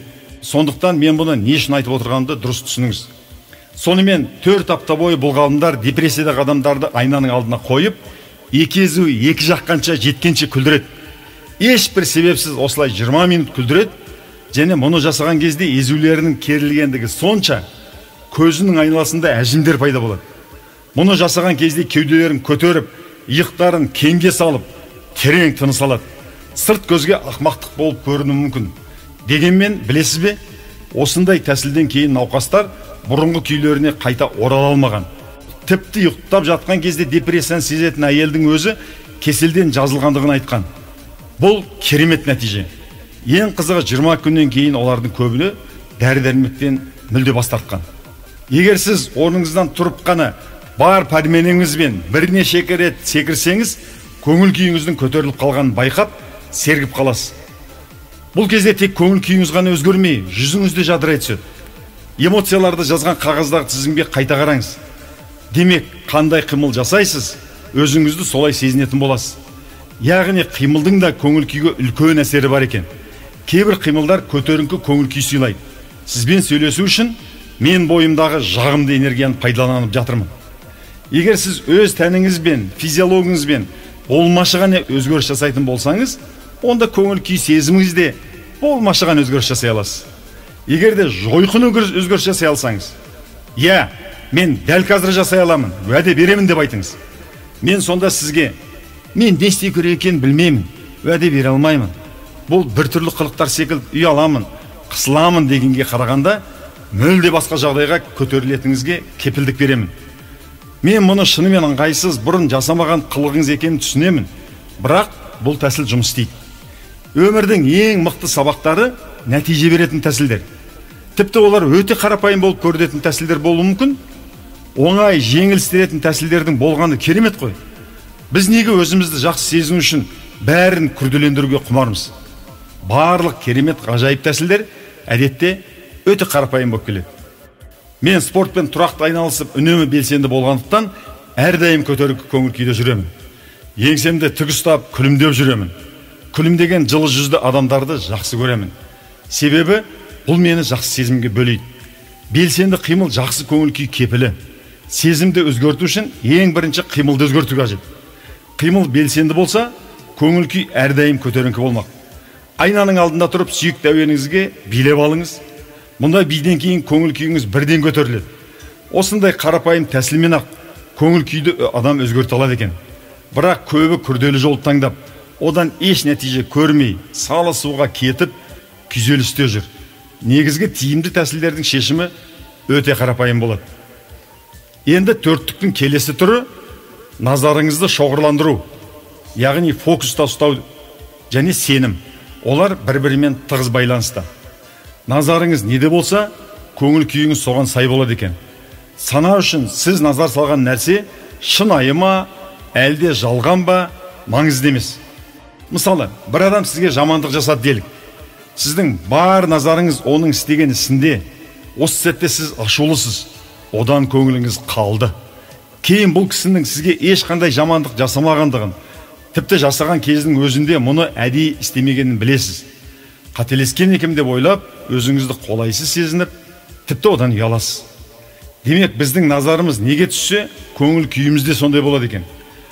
Назар үшін оқиғаның шын немесе жалған болғаны маңызды емес. Себебі назар салу, фокус, тікелей сезіммен байланысты. Мұны қимылдың денеге әсер еткенімен салыстыруға болады. Дәл қазір сізден өмірде неден көбірек ләззат аласыз деп сұрағым келеді. Сізге қандай нәрсе құштарлық береді? Өміріңізде кімді немесе нені мақтан тұта аласыз? Кімді жақсы көресіз? Сізді кім жақсы көреді? Осы туралы ойлап, назарыңызды тек осыған салып көріңізші. Назарыңыз сүйікті мен сүйікті болғанда өзіңізді қалай сезіндіңіз? Сонымен тағы қайталаймын. Сіздің назарыңыз қандай нәрседе болса, өзіңізді дәл солай сезінесіз. Басқалай айтсақ, назарыңыз қандай нәрседе болса, сол сезімді денеңізбен сезінесіз. Егер барлығын дұрыс қолдана алсаңыз, бойыңызға керемет күш бітеді. Егер сіз қаласаңыз, назарыңызды, сезіміңізді, қимылыңызды бірден өзгерте аласыз. Егер сіздің назарыңыз тек ашу, уайым, үрейді болса, осын барлығын денеңізбен үнемі сезінесіз. Ал егер риза болатын жақсы дүниелер туралы ойласаңыз, денеңіз мүлде басқа сезім сезінеді. Оны бақылау тек сіздің қолыңызда. Және сіз бір сәтте сезіміңізді өзгерте аласыз. Алайда бұған көп адам сене бермейді. Себебі олар көпшілік сияқты қатып қалған, жаттанды, шаблон ойлау қасиетімен өмір сүреді. Солай емес пе? Біз назарымызды тек бізді қинайтын, ашуландыратын нәрсеге ғана салуға әдеттеніп алғанбыз. Үнемі өткендегі жеңілісті ойлап, көңіліміз босап, кейде жылап та аламыз. Егер сіздің назарыңыз үнемі тек сіз басқара алмайтын мәселеде ғана болса, мұның соңы қандай болатынын ойланып көріңіз. Өткен шақ өтті. Ондағы оқиғаларды ойлап сіз ешқашан өзгерте алмайсыз. Сондықтан өткен уақыттағы сәтсіздік сол уақытта қалуы тиіс. Ал сіз оны қайта ойлау арқылы өткен шақпан өмір сүрудесіз. Сіз өзіңізді жолы болмаған адам ретінде сезінесіз. Ал бұндай сезім болған адам жағдайын өзгерту үшін ешқандай әрекет жасамай, қол қусырып, қайғырып отыра беруге бейім. Өткен шақпан өмір сүріп, қазіргі кезде табысқа қол жеткізе алмайсыз. Сіздің назарыңыз тек қалайтын, жасағыңыз келетін нәрселерде ғана болғанда өміріңізді өзгерте аласыз. Су астында ауа жетіспеген адам тек ауа жұтуды ғана қалайды. Дәл осы секілді өткендегі қателіктерді елемей, тек жеңіс туралы ойлауға жан тәніңізбен құмар болыңыз. Менің ғана басымда осындай мәселе бар дейсіз бе? Бәрінің басында бір мәселе бар. Бірақ біз уақытымыздың 95%-ын осы мәселені шешуге емес, уайымдауға арнаймыз. Осыдан кейін неге менің көңіл күйім үнемі нашар деп таңғалмаңыз. Назарды шоғырландыру, бір фокуста ұстау. Бұл өзгеруге есік ашатын құпияның кілті деуге болады. Оны сіз дереу, бір-ақ сәтте қолдана аласыз. Сіздің назарыңызды өзгертудің төртінші факторы ол сіздің сөздік шаблондарыңыз. Яғни жиі қолданатын сөздеріңіз. Жақсы сөз жарым ырыс. Іріген ауыздан шіріген сөз шығады дейді дана қазақ халқы. Күні бойы біз бір ойды ойлауға, әр іштей өзімізге бір сауалды қойып, оған өзіміз жауап беруге әдеттеніп алғанбыз. Бұл неге осы менің жолым болмайды? Неге менің денсаулығым нашар? Неге мен кедеймін? Неге менің өмірім проблемаға толы деген жағымсыз сауалдар болуы мүмкін. Мұндай жаттанды сауалдар біздің санамызға зиян. Мысалы, кейбір адамдар неге осы оқиға тек менің басымнан ғана өте береді деп өзіне ренжиді. Негізгі мұндай оқиға тек сіздің басыңыздан ғана өтпейді. Ал егер сіз үнемі өзіңізге осы сұрақты қоя берсеңіз, онда миыңыз себебі сен ақымақсың деп жауап береді. Тағы бір мысал. Неге мен арықтай алмаймын деп өзіңізге көңіліңіз толмайды. Ал қандай ниетпен сұрақ қойсаңыз, дәл сондай жауап аларыңыз анық. Ал үнемі өзіңізге осындай жағымсыз сұрақтар қоя берсеңіз, миыңыз себебі сен шошқасың, көп тамақ жейсің, жалқаусың деген жауап береді. Басқа қандай жауап береді? Сондықтан өзіңізге тек қана жақсы сауалдар қойып үйреніңіз. Оны естен шығармаңыз. Себебі біз өзімізге қандай сұрақ қойсақ, назарымызда сонда болады екен. Сауал бұл біздің ойдың бейнесі. Егер сіз өміріңізді өзгертуді қаласаңыз, өзіңізге қандай сұрақ қоясыз, қандай сөздерді жиі қолданасыз, осыған аса мән беріңіз. Себебі сөздің құдіреті керемет дүние. Бір ауыз сөздің өзі ғаламат күшке ие. Жүректен шыққан сөз жүрекке жетеді. Бір ауыз сөз адамның атын көкке де самғатады, немесе адами аттан махрұм қалдырады. Бір ауыз сөз кейде тіпті адамның тағдырын да шешеді. Қазақ жақсы сөз жарым ырыс деп бекер айтпаған ғой. Ата бабамыз сияқты сөздің қадірін біліп, дұрыс қолданып үйреніңіз. Тағдырыңызды өзгертуді қаласаңыз, тек жақсы ой ойлауды, жақсы сөз сөйлеуді әдетке айналдырыңыз. Осы тұста бәрімізге белгілі Кәкімбек Салықовтың бір ауыз сөз дейтін мына өлең шумақтары есіме түсіп отыр. Бір ауыз сөз қасіретті тияды. Бір ауыз сөз айықпас дерт жияды. Бір ауыз сөз ұшса бақыт құсы боп, бір ауыз сөз жаманатқа қияды. Бір ауыз сөз таң шолпанын әперер, бір ауыз сөз анаңдай боп мәпелер. Бір ауыз сөз ол туды деп қуанса, бір ауыз сөз әке өлімін әкелер. Бір ауыз сөз мұхиттарды жалғайды, бір ауыз сөз ұран болып самғайды. Бір ауыз сөз әлемге әйгі еткісе, бір ауыз сөз арсыз жанды алдайды. Бір ауыз сөз жан тетігін табады, бір ауыз сөз мың әуреге салады. Қимас жандар көз жұмарда қоштасып, бір ауыз сөз айтысып та қалады. Сөз айтуына қарай бізге түрлі эмоция береді. Мысалы, менің ойымша сіз қателескен сияқтысыз деумен, сіздікі дұрыс емес деген сөз адамға екі түрлі әсер етеді. Ал егер сізге сіз өтірік айтып тұрсыз десем, бұл кезде сіз өзіңізді мүлдем басқаша сезінесіз. Солай емес пе? Тек бір ауыз сөздің өзі жаныңызды жадыратып, өзіңізді бақытты сезінуге, немесе еңсеңізді түсіріп, уайымға салынуға әсер етеді. Сөз дегеніміз бұл сезім. Мынандай қарапайым ғана жағымды сөздер жаттап алыңыз. Мысалы, мен өте жақсы адамын, мен мықтымын, мен адамдарға ұнаймын. Үнемі қандай сөздерді қолданатын әдетіңізге мән беріңіз. Осы сөздер бойыңызда белгілі бір сезімдерді оятады. Сөзге сезім қоссаңыз, және оған өзіңізді сендіре білсеңіз, керемет нәтижеге қол жеткізесіз. Назарымыз қайда болса, біз өзімізді солай сезінеміз. Өзіңізге айтқан сөз көңіл күйіңізге, сезіміңізге әсер етеді. Дәл осы секілді дене қимылы да сезімге әсер етеді. Дұрыс музыка мен сөздер тыңдау, дене қимылы, назарды шоғырландырып фокуста ұстау, дұрыс сөздер айту мен сауалдар қою, олар мен айтқан өзгерту үшін қолданатын төрттіктің 4 тәсілі. Еске сақтап алыңыз. Бірінші, дұрыс музыка мен дұрыс сөздер тыңдау. Екінші, денеңізді қимылдатып еңсеңізді көтеру. Үшіншісі, назарыңызды тек жақсылықта фокуста ұстау. Төртіншісі, өзіңізге дұрыс сауалдар қойып, дұрыс сөздер айту. Осылардың бірін қолдану арқылы сіз сезіміңізді лезде өзгерте аласыз. Ал егер сіз осы 4 тәсілдің барлығын бірдей қолдансаңыз, сезіміңіз толығымен өзгеріп, дамисыз, жаңа тұлғаға айналасыз. Күн сайын осы тәсілдерді қолданып, назарыңызды, сөзіңізді, қимылыңызды өзгертіп отыратын болсаңыз, өзіңізді тіпті танымайтындай кереметтей өзгересіз. Қазір мен өміріңізді өзгертетін өте қарапайым тәсіл туралы айтып беремін. Егер сіз өзіңізге айтатын сөздерді, эмоцияңызды қосып, әсерлендіріп айтатын болсаңыз, осылай бойыңыздағы үйреншікті сезімді өзгерте аласыз. Бұл деген сіз кез келген сезімді таңдай аласыз деген сөз. Өзіңізден, мен осы көңіл күйде болған кезде мен не істеймін, не айтамын, қандай дене қимылын жасаймын деп сұраңыз. Мысалы, бір адам өткен шақтағы махаббатта жолы болмаған оқиғаны жиесіне түсіреді. Бұл сезімнен азап шегеді. Енді басқа адамға ешқашан сенбеймін, ешкімді жақсы көрмеймін деген ой түйеді. Ал ақылды адам, бұл оқиғада мен жақсы сабақ алдым, бұл оқиға өзімді тануға мүмкіндік берді.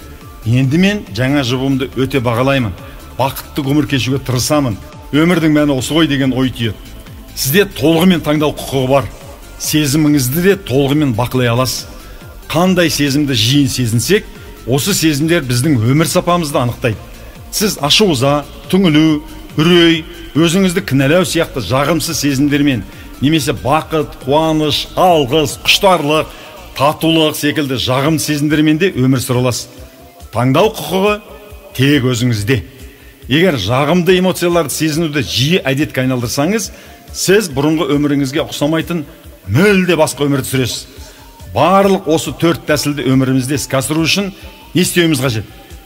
Бірінші қадам, үнемі жақсы әуендер мен сөздер тыңдауға, видео роликтер мен фильмдер көруге тырысыңыз. Негативке толы, жылауық, зарлауық әуендер мен фильмдерді көрмеуге, тыңдамауға тырысыңыз. Бұл сіздің көңіл күйіңізге, эмоцияңызға, сезіміңізге тікелей әсерін береді. Екінші қадам, бұл белгілі бір сезімді сезінген кезде денеңіз қандай қимыл жасайды, осыған мән беру.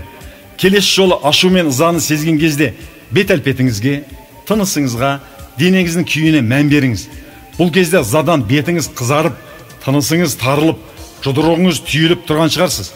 Біздің барлығымыз белгілі бір көңіл күйде болу үшін белгілі бір әрекеттер жасайды екенбіз. Адам ашуланған, үрейленген, шаршаған сәтте денесін сол сезімге сай ұстайды.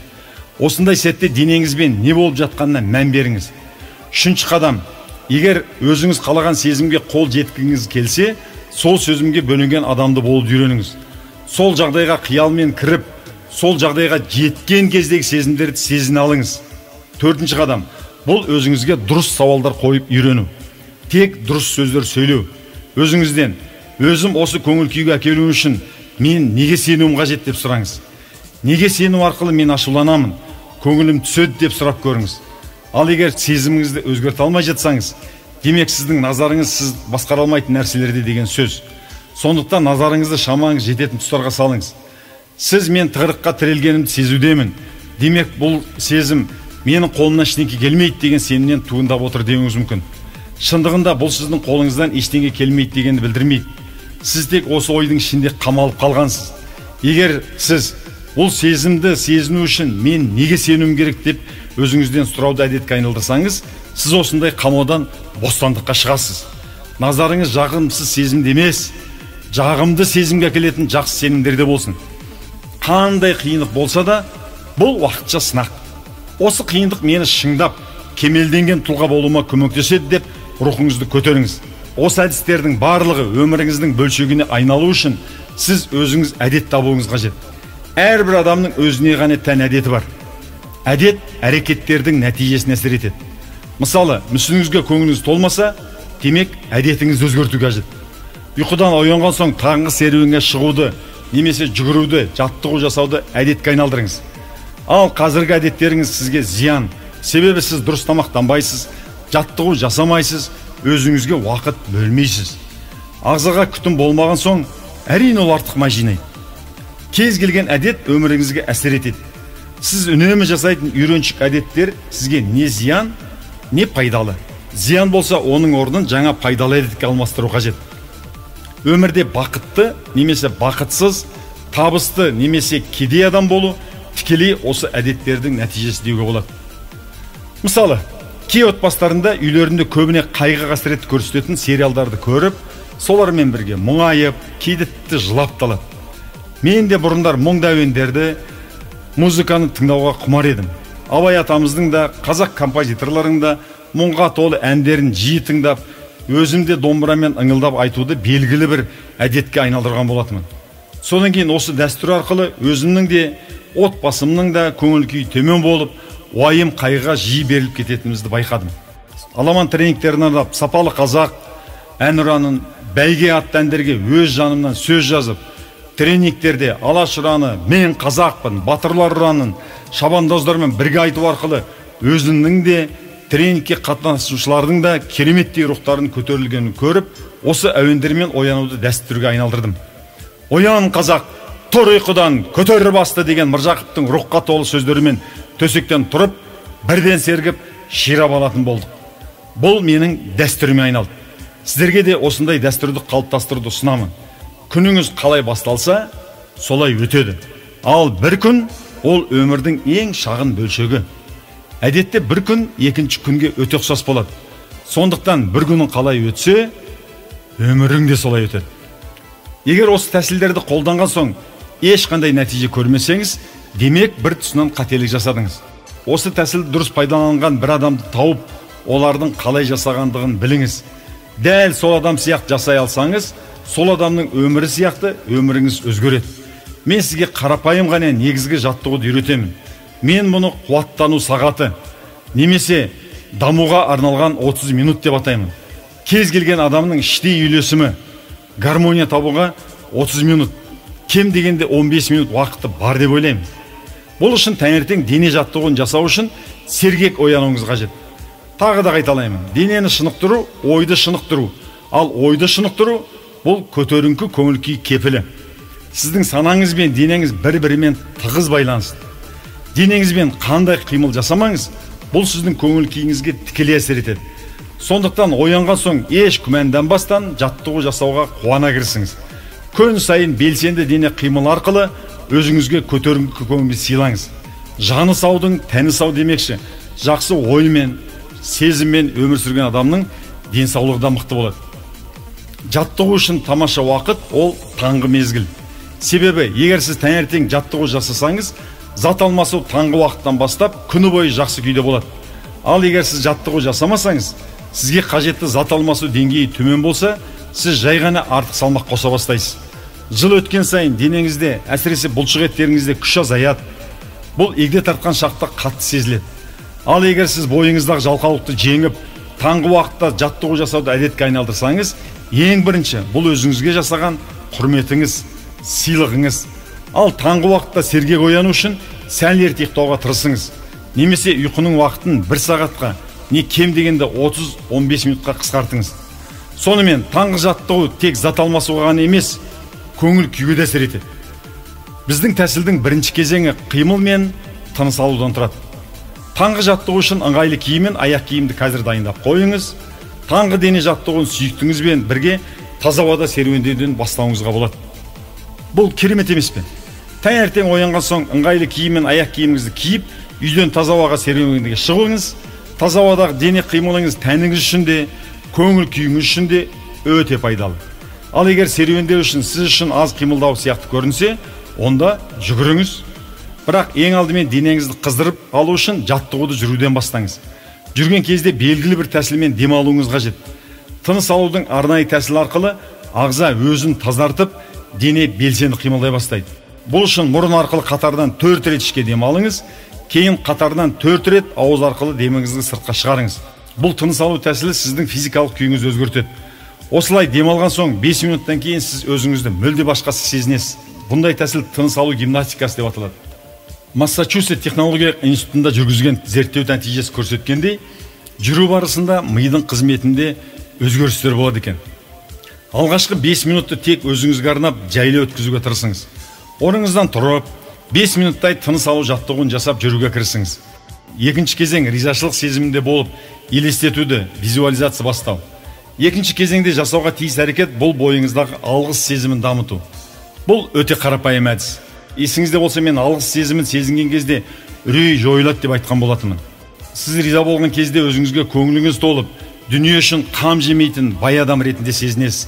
Ал егер бай бола тұрып, іштей алғыс сезімін сезбесеңіз, демек сіз кедей адамсыз. Мұнда мен материалдық жағдайды емес, көңіл байлығын айтып отырмын. Сондықтан күн сайын сезінетін маңызды эмоция бұл ризашылық сезім екен. Бұл күйзелістің, жабырқаудың керемет емі десе болады. Бұл үшін бойыңызды алғыс сезімін оятып, дамытуыңыз қажет. Егер сіз жиі күйзелісте болсаңыз, денеңізді осыған сай бейімделіп алады. Тыныс алу мен елестету арқылы денеңіздің күйін өзгерткен кезде назарыңызды мынандай сауалдарға бұруыңыз қажет. Жүріп келе жатқан кезде өзіңізден: өмірімде мен неге ризамын деп сұраңыз. Бұл кезде сіз жүргендіктен денеңіз қимыл үстінде. Демек, өзіңізді жақсы сезінесіз. Ал қимыл кезінде риза болатын барлық дүние туралы ойлаңыз. Мысалы, мен алдымен өзімнен бастаймын. Кейін жұбайым туралы, өмірінде барлық жақсылық үшін Аллаға алғысымды айтамын. Өмірім үшін, денсаулығым үшін, отбасым үшін, достарым үшін, серіктестерім үшін, қызметкерлерім үшін ризашылық сезімде боламын. Кейін өмірде болған керемет оқиғаларды еске алып, отбасында болған ерекше оқиғаларды еске алып, бойымда қуаныш сезімі билеп, жаным бір жадырап қалады. Әр адамның өмірінде осындай ерекше керемет сәттердің бар екендігі рас. Біз тыныс алып, қимылдап, денеміздің қызметін жақсартудамыз. Біз алғыс сезімін сезініп, назарымызды тек осы сезімге бағыттадық. Осыдан кейін назарымызды қандай өмірді қалаймыз, соған саламыз. Осы сәтте өзіңізді дәл осы өмірге қол жеткізгендей сезініңіз. Мысал, мен армандаған нәрсенің барлығы шынайы орындалғандай ризашылық сезімде боламын. Дәл қазір өмірімде орын алғандай шын қуанып, алғысымды білдіремін. Сіздің санаңыз сіз елестеткен нәрсе мен бойыңыздағы шынайы сезімнің айырмашылығын сезбейді.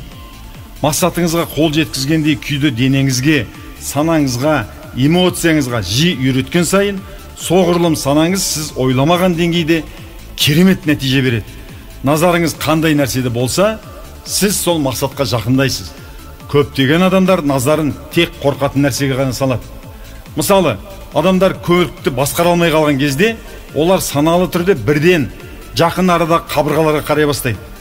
Әрине, олар қабырғаға соғылғысы келмейді, бірақ барлық назарын қабырғаға аударып, көлігі де сол бағытқа қарай жылжиды. Өмірде сол секілді. Назарыңыз неге ауса, сол бағытқа қарай жылжисыз. Назарыңызды қорқатын нәрсеге емес, қол жеткіңіз келетін нәрсеге салыңыз, және оны нақты көріп, сезінуге тырысыңыз. Мақсатыңызды қаншалықты нақты көре білсеңіз, санаңыз үшін оған жол табу соншалықты жеңіл. Сіз үшін қандай нәрсе маңызды болса, санаңыз бұған қол жеткізетін мүмкіндіктерді байқайтын болады.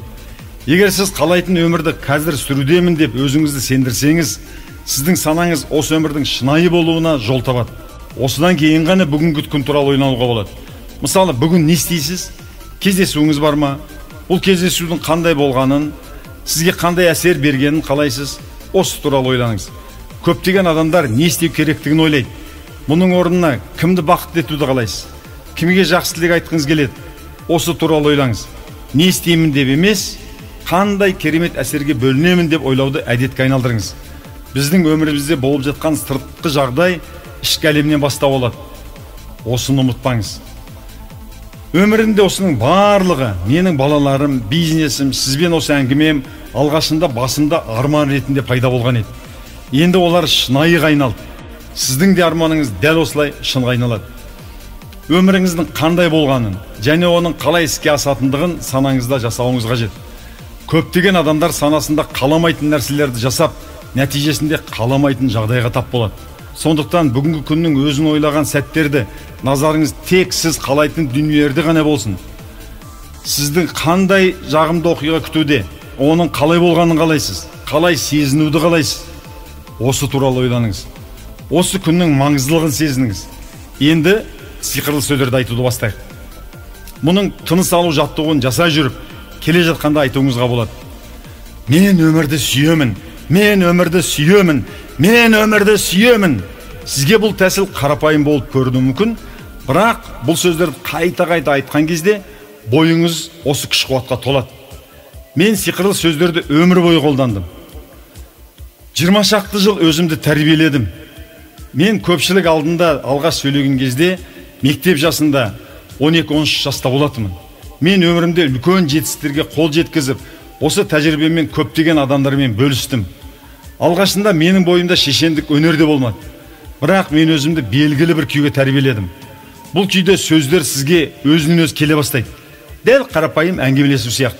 Не айтуым керек деп бас қатырмайсыз. Сөз төгіле береді. Мен өзімді осы күйде болуды үйреттім.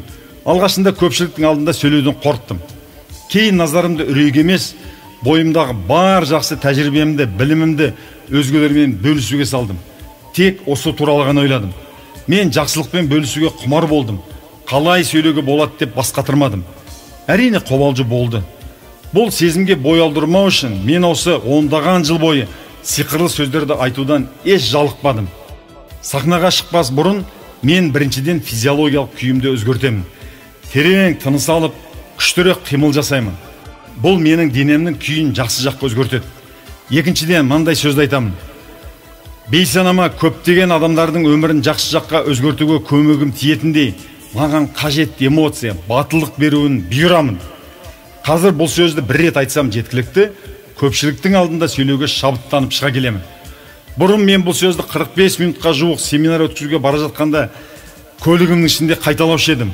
Бұл сөздер тек ойлап қана қоймай, дауыстап айтуыңыз қажет.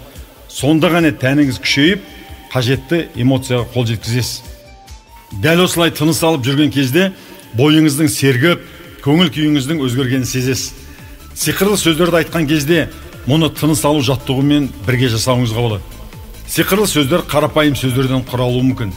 Мысалы, жүгірсеңіз де, жаяу жүрсеңіз де, күн сайын мен мықты болып келемін, күн сайын мен мықты болып келемін, күн сайын мен мықты болып келемін, немесе күн сайын менің жағдайым жақсарып келеді, күн сайын менің жағдайым жақсарып келеді, күн сайын менің жағдайым жақсарып келеді, күн сайын мен өзімді бақытты сезінемін, күн сайын мен өзімді бақытты сезінемін, күн сайын өзімді мен бақытты сезінемін. Менің бойымдағы маған қажет нәрселердің барлығы бар. Маған қажетті нәрселердің бәрі менің бойымда. Маған қажетті күш-қуат бәрі менің бойымда. Маған қажет қуаныш бәрі менің бойымда деп айтуға болады. Кез келген сөзді эмоциямен әсерлендіріп, күн сайын қайталап айта беретін болсаңыз, кереметтей нәтиже береді. Мұнда бір сөзді қайталап айтудың өзіндік мәні бар. Себебі бір сөзді қайталап айта берсе, ол сөз санамызға әбден сіңеді. Мысалы, кейде бір әуенді тыңдаған соң ойыңыздан шықпай ойнай береді. Одан құтыла алмайсыз. Ол үнемі ойнай береді. Бір тойға барған кезде бір өлеңді 5 рет, тіпті 10 рет қоятыны бар. Кезінде қызыл өрік деген бір өлең болды. Көріп қалдым, жақсы көріп деген. Болмаса Марина Магдалена деп тойда айтыла бергеннен кейін құлағыңызда 4-5 күн сол қызыл өрік пен Марина Магдалена жүреді. Дәл осы секілді жақсы ойларды жазып алсаңыз да болады. Тіпті ой емес, жақсы сезімді жазу мүмкін. Осыдан кейін ғана спортпен айналысып жүгіруге болады. Негізгі 20 минуттан кем болмасын. 45 минут болса тіпті жақсы. Осы қуаттану сағатынан кейін сіз өзіңізді өзгеше керемет сезінетін боласыз. Бұл тәсіл мені жеңіске жетелейді деп аса қуанышпен айтатын боласыз. Егер сиқырлы сөздерді үнемі қайталайтын болсаңыз, бойыңыз қуатқа толып, рухыңыз көтеріліп, керемет көңіл күйге өмір сүресіз. Мен бұған өте сенімдімін. Сіз аптасына 5 рет жүгіре алмаймын. Бұл маған қиын деуіңіз мүмкін. Сізге міндетті түрде ауыр жаттығуды жасаудың қажеті жоқ. Бар болғаны таза ауаға шығып, жай ғана серуендеу. Қуаттану сағатын жасасаңыз болды. 10 минут алғыс сезіміне, 10 минут елестетуге, 10 минутта бүгін қандай болғанын қалайсыз және сиқырлы сөздерді айтуға арнасаңыз жетеді. Нәтижесінде 30 минут шығады. Бүгінгі күннің жаттығуын осылай 30 минуттан лезде орындаңыз. Ал егер қанша минут бөлуді өзіңіз шешіп, тіпті тіпті өзіңізге 1 сағат уақыт арнасаңыз, бұл тіпті керемет. 1 сағатты дене қимылына, сөзіңізге, назарыңызға, арманыңызға, өзіңізді арманыңызды орындалғандай сезінуге, бүгін қандай күн болғанын қалайсыз, осыны ойлауға, сиқырлы сөздерді қайталап айтуға тиімді жұмсай білсеңіз, онда санаңыз бен тәніңізді, эмоцияңызды керемет деңгейге жеткізіп өзгертесіз. Рухыңыз өсіп, көңіл күйіңіз көтеріліп, өмірге басқаша қарайсыз. Сонымен бірге адамдармен жақсы қарым-қатынас орнатуға құштар боласыз. Жан жағыңыздағы адамдарға жақсы әсер қалдырасыз. Себебі сіздің жан дүниеңізде өзгеріс болды. Болмысыңыздың өзгергенін өзгелер сөзіңізден, ісіңізден, өзіңізді ұстауыңыздан байқайды. Осы 4 тәсіл менің өмірімді айтқандай өзгертуге септігін тигізді. Жоғарыда айтып кеткендей, енді мен тек рухымды көтеретін фильмдер көріп, жанымды жадыратып, күш жайлайтын әндерді таңдайтын болдым. 2001 жылдары мен Павлодарда Асыл ағаш атты 400 адам жұмыс істейтін үлкен жайқас фабрикам болды. Соған рейдерлік шабуыл жасалды. Содан 1 жыл ғана бұрын елдегі үздік кәсіпорындардың бірі ретінде мемлекет тарапынан мақтау мен марапатқа ие болып, газет журналдарға, телевизордан көрсетіп отырған маған жан жақтан толассыз қысым жасалып, қылмыстық іс қозғалып, 7-8 тексеруші мекемелер басып алды. Салық инспекциясы, финанс полициясы, өрт сөндірушілер, 9-шы басқарма дегендей барлық тексеруші, жазалаушы мекемелер келіп, жан жақтан қыспаққа алып, сұраққа тексеріске алды. Сол кездерде мен Георгий Сытин деген орыстың бір психолог ғалымының «Настрои Сытина» деген кітабын оқып, тәжірибе жүзінде қолданып бастаған кезім еді. Сөздің құдіретінің шын мәнінде құдірет екеніне көзім жете бастаған болатын. Менің бақытыма қарай. Жұмыстан да, үйден де береке кетіп сотталып кетсем, бала шағам, ағайын туғандарым не болады деген уайым ұйқыдан да, тамақтан да қалдыра бастаған болатын. Содан кейін, қой, бұлай болмайды. Осылай жалғаса берсе, денсаулықтан айырылып, ауру боламын. Бизнесім де құлдырайды, отбасымнан да береке кетеді. Бірдеме істеуім керек деген шешім қабылдап, Сытиннің әдісімен өзімнің рухымды көтере бастадым. Рухымды көтеретін жаңағы сиқырлы сөздерді таңертең, түсте, кешке үнемі санама әбден сіңгенше, бағанағы музыка сияқты санамда тыңылдап, ішкі дауысым айтып тұратындай жағдайға жеткіздім. Сонан кейін рух беретін кинолар көріп, рухты әндер тыңдай бастадым. Түрлі тарихи кинолар көріп бастадым. Әсіресе военный ныряльщик деген және Нельсон Манделя туралы Непокоренный деген кинолардың әсері маған керемет болды. Әр қайсысын кемінде 10 шақты рет қайталап көрген болармын. Екінші, қандай жағдайда болсам да еңсемді көтеріп жүруді үйрендім. Күнде таңертең қасымдағы стадионға шығып, таңғы 6-дан жүгіріп келе жатып, бағанағы Сытиннің настройларын, Махамбеттің өлеңдерін оқуды дәстүрге айналдырдым. Арғымақтың баласы аз оттарда көп жусар, талаудан татқан дәмбі бар. Азамат ердің баласы аз ұйықтарда көп жортар, дұшпанға кеткен кегімен, барымтыда кеткен малы бар дейді. Қасынар түйе белгісі, терісін тірі сойсаң да бақырмайды деушеді. Қасарыстан белгісі, айналып кетсе артына ақырмайды деушеді. Қас жақсының белгісі, қандай қайғы көрсе де ақырмайды деушеді. Толар сақтан саз кешіп, тоқтамай тартып шығарға, қасөлөктен туған кәтепті қайтпас қара нар керек. Біздің бүйткен бұл іске қабырғасын қаусатып, бір-біріндеп сөксе де қабағын шытпас ер керек. Біздің бүйткен бұл іске тағыдай таңдап су ішкен, тарпаңдай тізесін бүгіп от жеген, тағы сынды ередік, тағы да келдік тар жерге. Таңдансаң тағы болар ма тәңірің салған бұл іске? Атананы сөктіріп, ат басына соқтырып, нәлет десең болмас па осынау біздің жүрген жүріске? Деген өлеңді күн сайын дауыстап тұрып айтып, көз алдыма Махамбеттің бейнесін келтіріп, Махамбетше сөйлеп, Махамбетше еңсемді көтеріп жүруді әдетіме айналдыруға тырыстым. Үшінші, барлық назарымды болашақта осы бәлелерден құтылып, жайбарақат, бақытты өмір сүріп жатқан жағдайымды көз алдыма елестетіп, тек жақсы ойларға назарымды аударуға бар жан тәніммен тырыстым. Жамандықты кім көрмейді?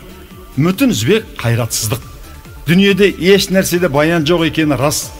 Жамандықты қайдан баяндап қалады дейсің? Қары қалың қатты қыстың аяғынан көгі мол жаз келмеуші еді деген Абай атамның сөздерін үнемі қайталап, сол келген жазды көз алдыма елестетумен болдым. Ол менің көңіл күйімді көтеріп, қиындықтарды жеңуге күн сайын қуат беріп отырды. Төртінші, тек жақсы сөздер айтып, өзіме дұрыс сұрақтар қоюды үйрендім. Басында проблема басталғанда тек ренжумен, қайғырумен болушы едім. Неге бұндай әділетсіздік менің басыма келді? Менің не кінәм бар? Ұрлап, жырлап жатқан басқа адамдар неге балқып-шалқып өмір сүріп жатыр? Осы сұрақтарға жауап таба алмай, дал бөлумен күндерім өтіп жататын. Содан кейін, бұл тығырықтан қалай шықсам болады? Қалай түрмеге түспей аман қала аламын? Ол үшін менің не істеуім керек? Қандай жолдары бар деген сұрақтар қоя бастадым. Ол сұрақтар менің шынымен жол табуыма көмектесті. $1,000,000 тұратын фабриканы беріп, басымды аман есен алып қала алдым. Біраз қиыншылықтар көрдім әрине. Бірақ мен қорыққандай қиыншылықтар болмады. Ең бастысы абыройымды да сақтап қалдым. Түрмеден де аман қалдым. Уақыт өте келе қайтадан кәсіптерімді қалпына келтіріп, байда бақуатты өмір сүріп жатырмын. Егер дәл сол кезде мен осы тәсілдерді меңгеріп қолданбағанда, депрессияға түсіп, ауру болып, мүмкін басқа да абыройдан айырылатын қылықтар жасап, не ішімдікке салынып кетер ме едім деп ойлаймын. Бұл дәстүрлер менің өмірлік серігім айналды. Одан кейін де талай қиыншылықтарға жолықтым. Бәрінде де осы төрттік менің көмекшім болып, қиындықтарға мойымай жеңіп шығуыма көмегін тигізді. Сіздерге де көмектесетініне кәміл сенемін. Өзіңе сен, өзіңді алып шығар, ақылың мен қайратың екі жақтап деп Абай атамыз бекер айтпаған ғой. Сонымен, егер сіз сымбатты болуды қаласаңыз, диетаға отырып, жаттығу залына барыңыз. Дәл осы секілді керемет сезімдерге қол жеткізу үшін санаңызды, назарыңызды, денеңізді шынықтыру қажет. Қуаттану сағатына жақсы дұға тілектеріңізді қосуға болады. Дұға жасау бұл Алладан тек қажетіңді ғана сұрау емес, Аллаға шүкір, өміріме ризамын деп айтуыңыз үшін де қажет. Егер қуаттану сағатымен 1 сағат немесе кем дегенде 15 минут айналысатын болсаңыз, бұл сіз 6 ай жасайтын басқа жаттығулардан тиімдірек. Сізге қуаттану сағатын 7 немесе 10 күн бойы жасау қажет. Мұны 10 күн бойы менің аудио сабағымды тыңдай отырып жасаңыз. Осы сабақтан сіз бойыңызға керемет күш қуат аласыз.